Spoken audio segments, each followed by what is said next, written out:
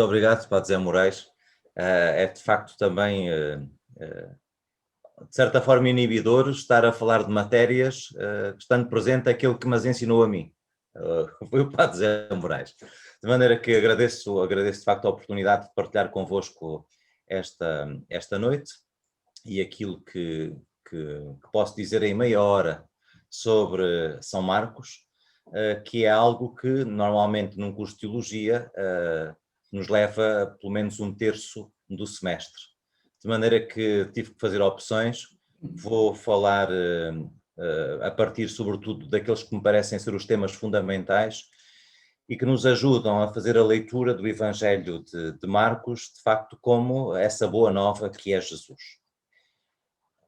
Evangelho, todos nós o sabemos, não se refere a uma obra. Evangelho é boa nova, anunciada em primeiro lugar por Jesus e naturalmente depois da sua ressurreição e à luz da Páscoa, é o anúncio das testemunhas oculares da vida, da morte e da ressurreição de Jesus sobre Jesus.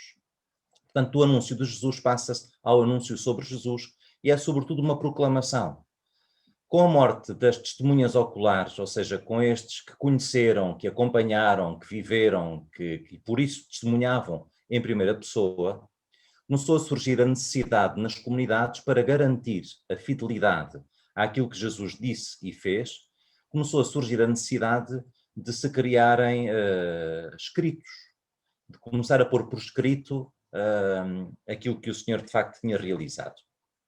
Só que começam a aparecer, por exemplo, coleções de milagres, as chamadas perícopes, ou seja, pequeninos textos com princípio, meio e fim, isolados. Depois começam a aparecer coleções destas perícopes, destes pequeninos textos, e coleções por temas, coleções de milagres, coleções de ditos. Só que estas coleções corriam um perigo muito grande, que era apresentar uma imagem muito redutora de Jesus. Por exemplo, uma coleção de ditos fazia com que Jesus aparecesse sobretudo como um mestre. Uma coleção de milagres ou de ações poderosas, como sobretudo alguém com um poder imenso. E isto era reduzir o mistério não só de Jesus, mas daquilo que ele realizou e da salvação que nos veio trazer. Então surge Marcos, que foi um gênio, mas um gênio que só foi redescoberto no século XIX, porque talvez por influência de Santo Agostinho, Marcos foi considerado até ao século XIX uma espécie de síntese do Evangelho de Mateus. E até isto se nota no cânon. Primeiro veio o Evangelho de Mateus e só depois é que veio o Evangelho de Marcos. E até na liturgia, penso que se liam durante o ano litúrgico todo, só se liam 4 passagens do Evangelho de Marcos. Portanto, vê-se que de facto foi um Evangelho durante muito tempo deixado em segundo lugar. Porque se era uma síntese, pois naturalmente é preferível irmos ao original. Ora, no século XIX e depois sobretudo no século XX, descobriu-se que afinal que Marcos foi o primeiro a criar este género literário onde incluiu no contexto da vida de Jesus os seus ditos, as suas sentenças, os seus ensinamentos. E este género literário chamou-se também Evangelho. Pronto, eu não posso demorar muito nesta primeira parte para podermos, no resto do tempo que temos, depois aprofundarmos aquela que é a mensagem que Marcos nos deixou e que Lucas e Mateus depois vão usar também como fonte. O esquema que encontramos em Lucas e em Mateus é, de facto, o esquema que Marcos nos deixou. Ora, Marcos começa a sua obra, logo no versículo 1º, portanto, com uma afirmação fundamental. E essa afirmação resume toda a obra e constitui uma profissão de fé. E começa assim o Evangelho, a obra de Marcos. Princípio do Evangelho de Jesus, Cristo, Filho de Deus. Ora, este título indica o conteúdo. Jesus, ou seja, aquele homem Jesus, Jesus de Nazaré, é o Cristo, palavra grega que em hebraico se diz Messias, e em português se diz ungido, tudo o mesmo para falar da mesma realidade, ou seja, é um Messias esperado há tantos séculos, mas é também alguém que ultrapassa todas as esperanças do Antigo Testamento. Ele é o Filho de Deus. Portanto, Jesus, o Cristo, o Filho de Deus. Descobrir naquele homem, ou descobrir aquele homem, Jesus, como Cristo e Filho de Deus, é, portanto, o grande convite da obra de Marcos.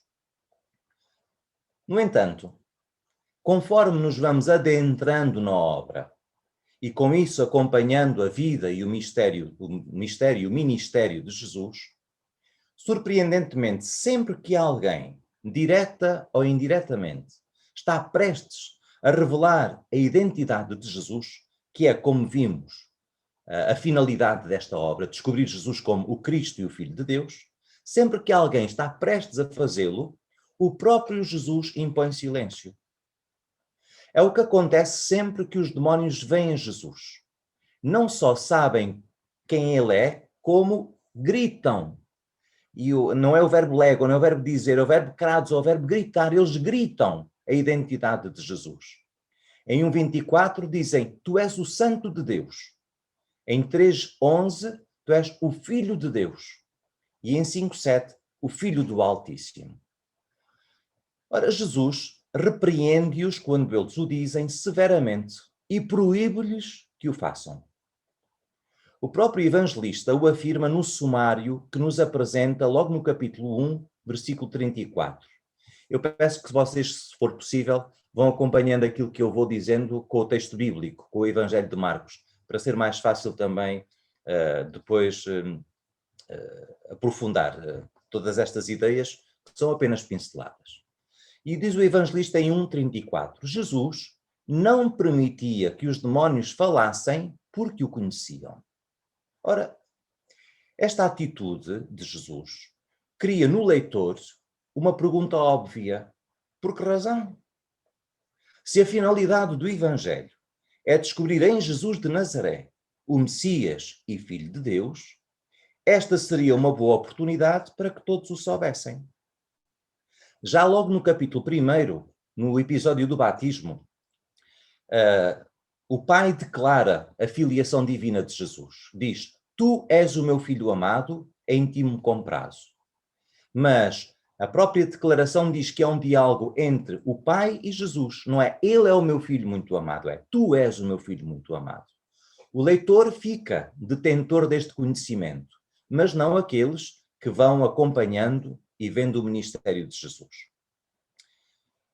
Portanto, apenas os demónios, para já, vão dizendo quem Jesus é e Jesus manda-os calar.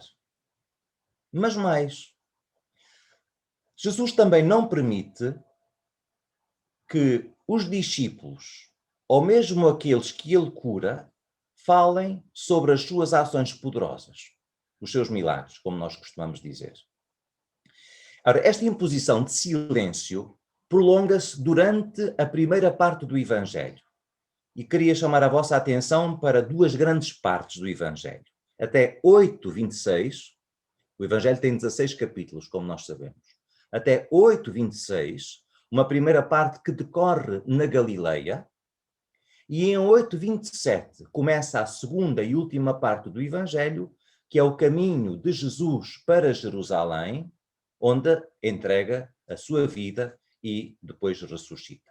Duas grandes partes. Pedia que fixassem este número, o capítulo 8, versículo 26. Portanto, esta imposição de silêncio, Jesus fala sempre até ao final da primeira parte, 8:26. Trata-se daquilo a que muitos estudiosos chamam o segredo messiânico, e outros preferem, como eu, chamar-lhe o silêncio messiânico. De facto, para além desta imposição de Jesus para que ninguém revele quem ele é, a primeira parte, quando nós a vamos correndo, está marcada por uma série de perguntas precisamente sobre a identidade de Jesus, e às quais não é dada qualquer resposta satisfatória. De onde lhe vem este ensinamento? Logo na sinagoga de Cafarnaum, no capítulo 1, depois de Jesus ensinar. De onde lhe vem este ensinamento? Que é isto, dizem outros, dá ordem aos espíritos impuros e eles obedecem-lhe. E se vocês se recordam, os próprios discípulos, depois da tempestade acalmada, perguntam, quem é este que até o vento e o mar lhe obedecem? Em 4:41. Ora, tratam-se de perguntas que revestem a narração de uma grande tensão literária.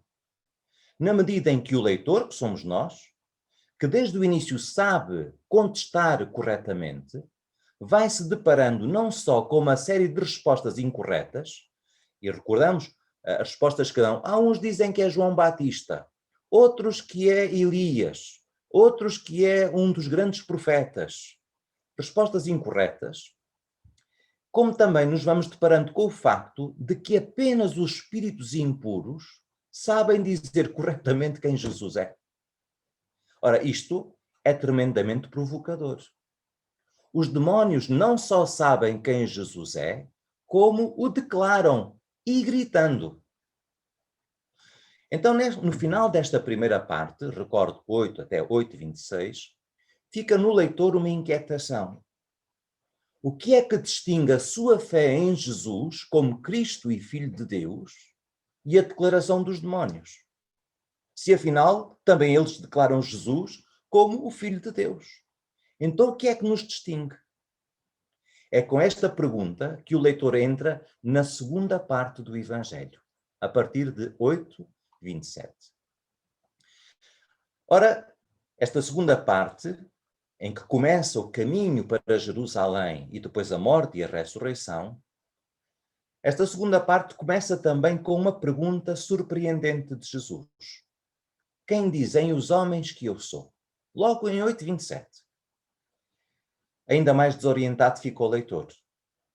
Ora, Jesus, que até aqui insistir em manter em segredo a sua identidade, parece agora importar-se com aquilo que os homens pensam sobre ele.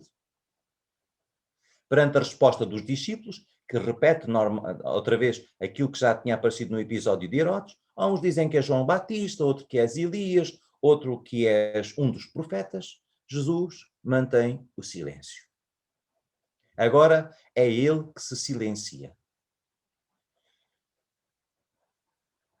Porquê? Porque o que lhe interessa é a pergunta que vem a seguir. Jesus não faz ali uma sondagem de opinião. Introduz uma primeira pergunta para que a seguir faça aquela que lhe interessa. E vós? Quem dizeis que eu sou? 8:29. Ou seja, Jesus obriga os discípulos e, portanto, o leitor, que somos nós, a perguntar-se pela diferença entre aquilo que os de fora dizem sobre a sua identidade, a identidade de Jesus, e o que eles mesmos pensam. Ora, Pedro dá uma resposta pronta. Tu és o Cristo, em 8:29. Ou seja, o Messias, ou então em português, o ungido. Ora, pela primeira vez, depois do título, Jesus, o Cristo, o Filho de Deus, surge esta palavra Cristo. Até agora ainda não tinha aparecido. E finalmente um discípulo é capaz de dar uma resposta justa sobre o mistério de Jesus. Ora, esperaríamos de Jesus uma reação de agrado, visto que até agora só os espíritos impuros sabiam dizer quem ele era. No entanto, também surpreendentemente, de novo Jesus impõe silêncio. E isto depois de ter sido ele próprio a provocar a resposta com a pergunta que fez. Mais desconcertado ficou o leitor. Mas a razão é apresentada imediatamente a seguir. Depois desta declaração de Pedro e da imposição do silêncio, Jesus explica, e diz o texto, com clareza, que vai a Jerusalém para dar a vida às mãos das autoridades. Então, continua a narrativa, Pedro toma-o de parte e começa a repreender Jesus. E o verbo é muito forte, porque é o mesmo verbo que é usado quando Jesus repreende os espíritos impuros. Se o leitor estava confuso, então agora fica estupefacto. Por que razão tem Pedro um tal atrevimento? E a razão é esta. A concepção messiânica, ou seja, sobre a figura e a função do Messias, que está por detrás da declaração de Pedro, tu és o Messias, é ainda muito humana e política. Ele espera, tal como todos, que Jesus suba a Jerusalém, que o caminho para Jerusalém seja para congregar o povo, sentar-se no trono de David e restabelecer a independência de Israel, que, como sabemos, estava ocupado nesse tempo dos romanos. Ora, esta é também a expectativa do povo que acolhe e aclama Jesus às portas da cidade santa. Recordamos com certeza a aclamação com que a multidão recebe o Senhor. Hosana, Hosana, ao filho de David. A expectativa é a mesma. Por isso podemos imaginar o choque de Pedro quando Jesus diz que não, que o projeto de Deus é outro. E Pedro percebe que isso não está de acordo com o seu próprio projeto, que é também o projeto dos outros. É que também os outros pensam da mesma maneira.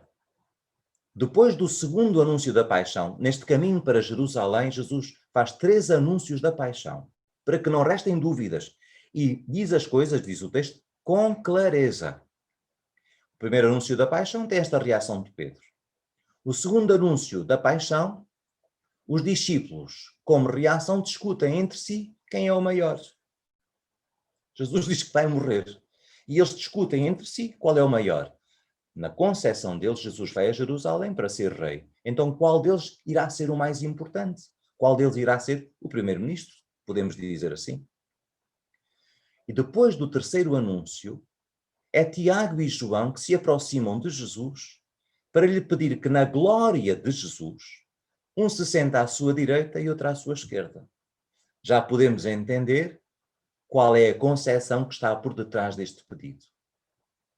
E os outros, diz assim o texto, diz-nos São Marcos, ficam indignados. E nós pensamos assim, bom, finalmente há aqui discípulos capazes de se solidarizarem com Jesus e não aceitar. Não! Eles ficam indignados porque a perspectiva deles é a mesma. Apercebe-se o leitor chocado de que os 12 ainda têm um longo caminho a percorrer para entenderem quem é verdadeiramente Jesus. É a nossa história, não é a deles apenas, é a nossa história. Mas isso é também, e por isso mesmo, uma tremenda provocação a cada um de nós. A atitude dos 12 confronta-nos. E confronta-nos com as razões profundas da nossa relação com Jesus, pelas motivações do nosso discipulado, pela solidez da nossa amizade com Ele. Por isso podemos perceber agora a reação de Jesus, que diante da declaração de Pedro impõe silêncio. Pedro ainda tem um percurso interior a fazer até poder professar verdadeiramente quem é Jesus e não quem é que ele quer que Jesus seja. Há uma grande diferença. Por outras palavras, Jesus não quer profissões de fé precipitadas, mas amadurecidas. Porque ele não quer fãs nem admiradores que pertençam a um clube, mas discípulos, amigos. O leitor é advertido que responder à identidade de Jesus não é algo meramente intelectual. Os espíritos impuros sabem quem Jesus é. Implica a vida, um caminho de purificação de intenções, de esquemas mentais, de metanoia, de conversão, que é o primeiro convite de Jesus no Evangelho. Convertei-vos e acreditai no Evangelho. A metanoeo implica passar dos nossos esquemas mentais para outra forma de pensar. E isto, sabemos por experiência, implica muito tempo e um grande caminho. De facto, logo no início do Evangelho, quando Jesus chama os primeiros discípulos, em 1:16 a 20, os termos do que significa ser discípulo são muito claros. Diz assim o texto, nesta nova tradução que saiu agora da Conferência Episcopal. Vinde atrás de mim e farei que vos torneis pescadores de homens. O convite ao discipulado é, pois, um convite a colocar-se atrás de Jesus, a fazer o seu caminho e não outro. E o resultado foi que os discípulos, aceitando este convite, diz o texto, seguiram-no. O verbo akoliutseo, em grego, seguir. Assim, o chamamento deu início a uma relação dos discípulos com Jesus que se caracteriza por dois verbos. Por Jesus ir à frente, proago, ir à frente ou preceder, e os discípulos seguirem-no. E isto aparece-nos várias vezes do Evangelho, que agora dispenso-me para não vos cansar com citações. Ora, esta é a relação entre Jesus e qualquer discípulo. Jesus vai à frente e o discípulo atrás, percorrendo o mesmo caminho e não outro. Ora, quando no início da viagem para Jerusalém, Pedro se opõe a este caminho e quer impor ao Senhor o seu próprio caminho, Jesus repreende-o severamente e repete o chamamento original, que infelizmente na nossa liturgia, isto depois há de ser corrigido, perde-se. Na nossa liturgia está traduzido assim, sai da minha frente, Satanás. Quando o que lá está no grego é exatamente a mesma expressão com que Jesus tinha chamado Pedro junto do mar da Galileia. Opissomu, deu-te opissomu, ou seja, vai para trás de mim.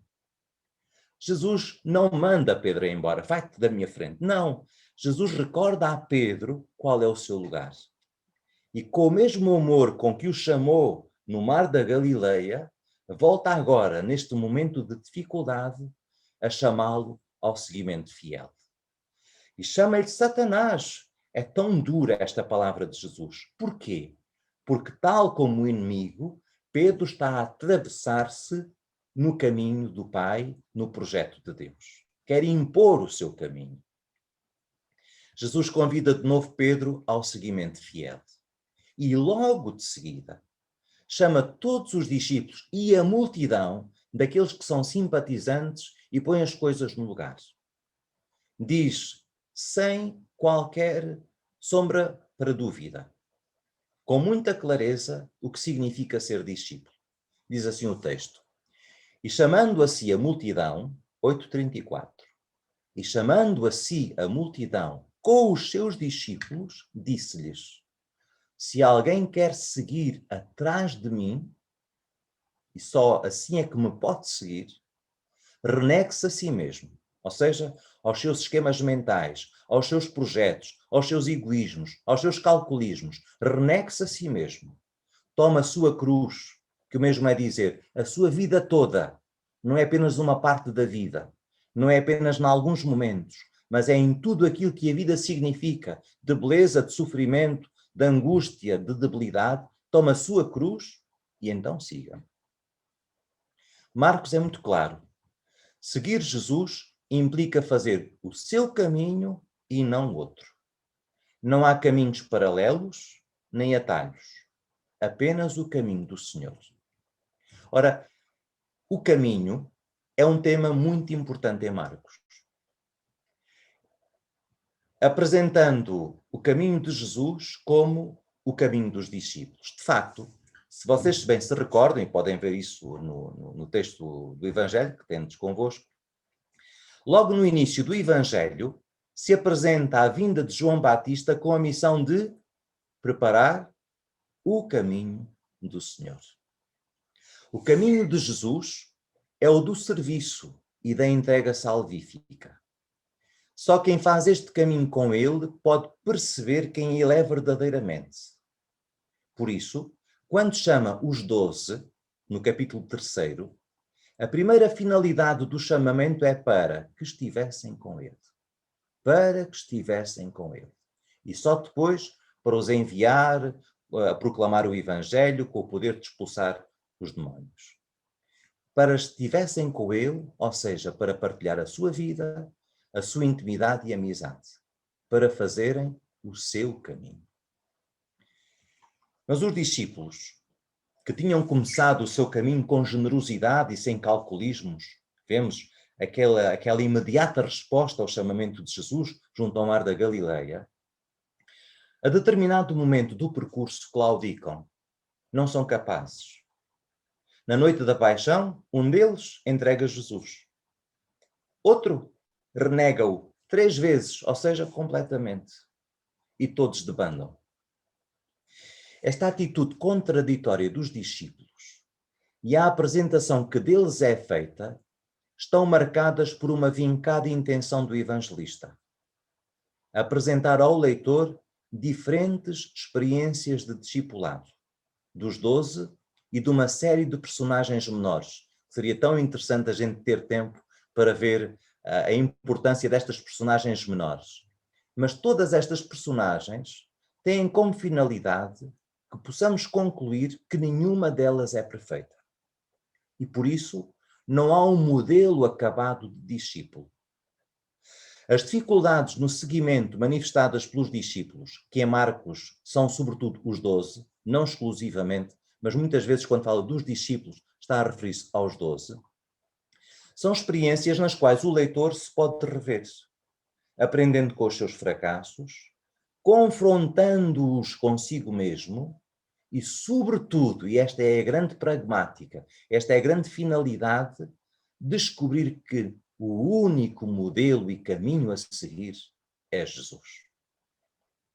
Este falimento do discipulado ainda é mais chocante quando o evangelista nos diz que ao ver Jesus morrer, e cito o texto, daquela maneira, é um soldado romano, um pagão, que retoma o segundo título de Jesus declarado no primeiro versículo do Evangelho e que faz uma verdadeira profissão de fé.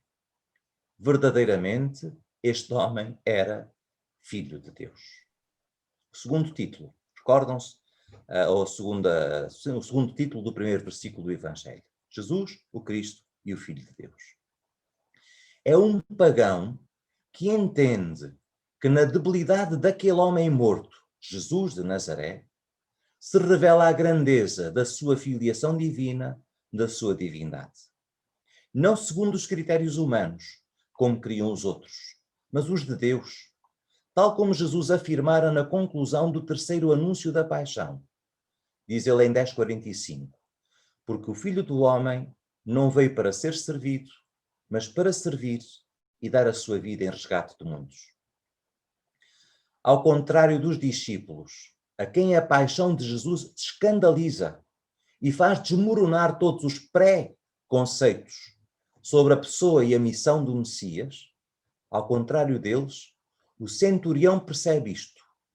Para morrer daquela maneira, como diz o texto, este homem só podia ser divino. Quando tudo parece ter terminado em fracasso, Jesus está morto e os discípulos desaparecem, permanecem em cena o centurião, cuja declaração, como vimos, abre o Evangelho à esperança de que muitos outros reconheçam naquele crucificado o Filho de Deus.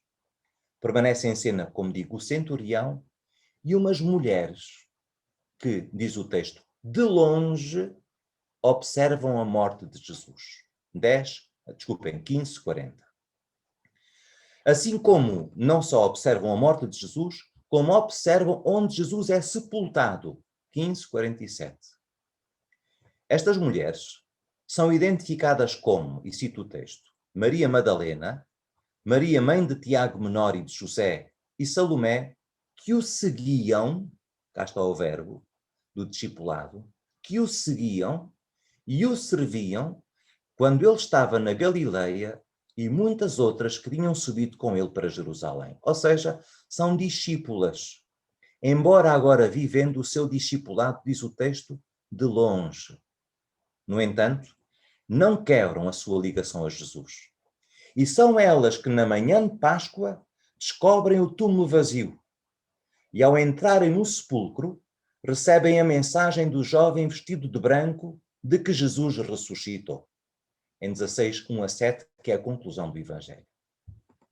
Ora, todos estes acontecimentos referentes às mulheres estão sublinhados com verbos de visão. Não sei se repararam. Diz o texto, em 15:40, observavam de longe a morte de Jesus. Em 15:47, observavam onde tinha sido posto. E em 16:4, ao erguer os olhos, um verbo de visão, viram a pedra rolada e viram um jovem que lhes anuncia a ressurreição, convidando-as a ver o lugar onde tinham posto Jesus.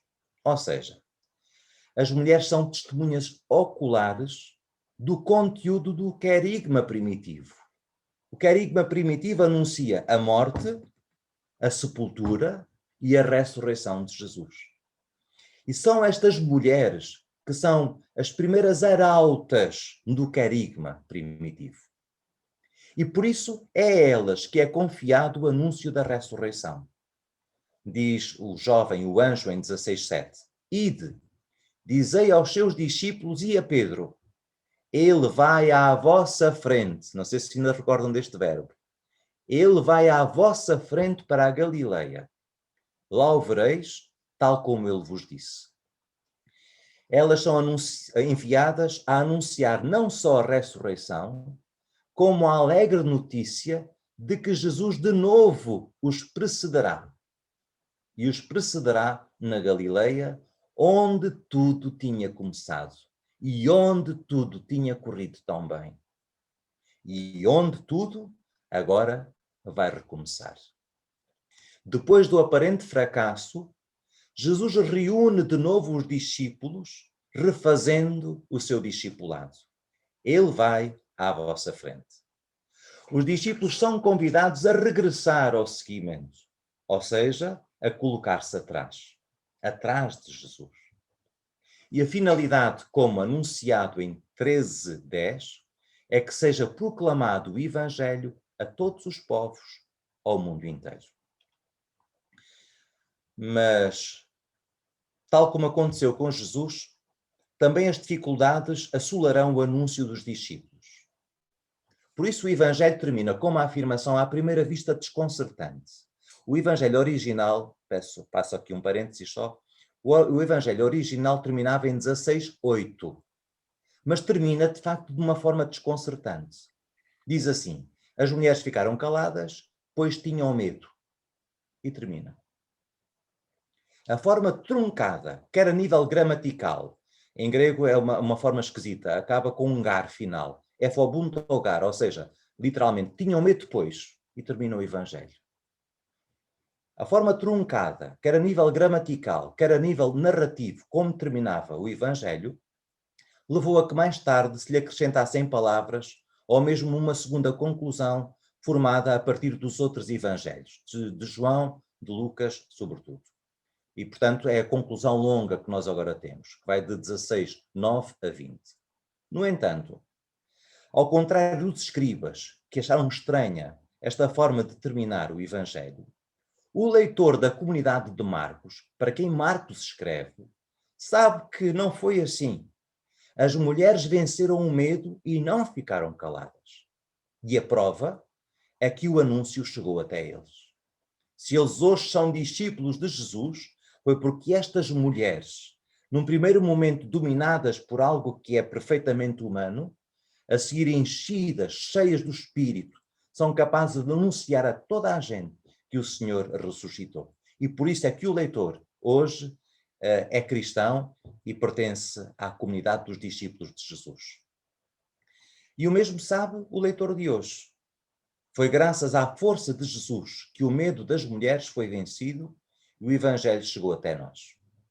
Para terminar, no final do Evangelho, a comunidade é desafiada a não ter medo, a não ficar calada, mas a dar continuidade ao testemunho das mulheres, a proclamar o Evangelho que tem o seu princípio em Jesus, esta obra que Marcos nos deixou. E era por isso que o título começa assim, Princípio do Evangelho. Esta perspectiva é confirmada pela segunda conclusão que termina com a afirmação. Eles saíram a proclamar por toda a parte, tal como Jesus tinha vindo para a Galileia, proclamando o Evangelho de Deus. Marcos termina com esta nota de esperança para os discípulos de todos os tempos, para cada um de nós. apesar dos aparentes fracassos, pois não há discípulos irrepreensíveis e imaculados. Apesar dos aparentes fracassos, o Senhor convida permanentemente a regressar à Galileia, ao tempo do discipulado fiel e generoso, sempre disposto a preceder, a ir à frente, desde que o leitor se disponibilize a colocar-se atrás e a percorrer o caminho segundo os critérios de Deus e não segundo os critérios do mundo. Esta é a única exigência de Jesus: percorrer o seu caminho, sem atalhos nem estradas paralelas, seguindo em todas as circunstâncias, e não apenas às vezes ou apenas com uma parte da vida, tomando a cruz, ou seja, a vida toda, com tudo aquilo de que ela é feita, e a colocar-se atrás de Jesus, para percorrer o caminho de Jesus, com Jesus e como Jesus. E quando falharmos, temos a certeza de que Jesus está disponível para regressar à Galileia todas as vezes que fizer falta.